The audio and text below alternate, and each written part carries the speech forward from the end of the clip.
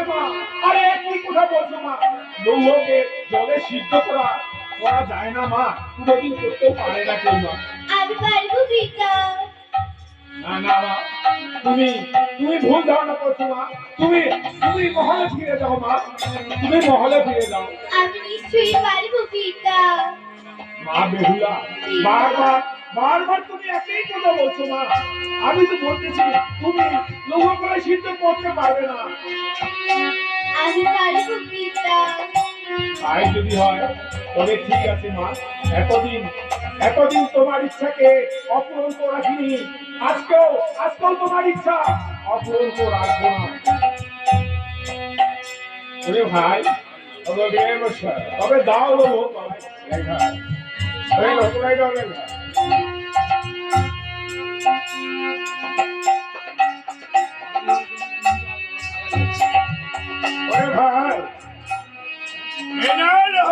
ভাই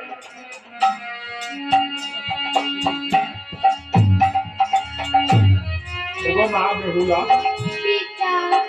তোমাকে আমি বারবার বুঝিয়ে তুমি দিতে মামা। ঠিক আছে মা, এই যে এই যে লৌহ করে মা, তবে নাও মা, এই লৌহ করে দিবা তোমার হস্ত মা, এই সবার বিদ্যমান। আর এই লৌহকে জলে সিদ্ধ না করে যদি আমায় করা অপমান, তবে একটি কথা মনে রাখবে মা, আর আর এই রজনী প্রবাদে তোমাকে করবো ভিখারি হবে না।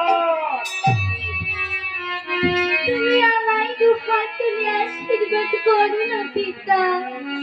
আমি যদি লৌহ করে সিদ্ধ করে এনে দিতে পারি পিতা। পিতা মাতার কাছে সন্তানদের আশীর্বাদ চেয়ে নিতে হয় না রে মা। প্রত্যেক পিতা মাতা সন্তানের উপর আশীর্বাদ করেই থাকে। তার চেয়ে তুমি মা ওই দয়াল হরিকে ডাকো মা, তুমি ওই দয়াল হরিকে ডাকো। তাহলে ভাই কতক্ষণ আমরা মহলে একটু বিশ্রাম করি, তাই চলে রে ভাই।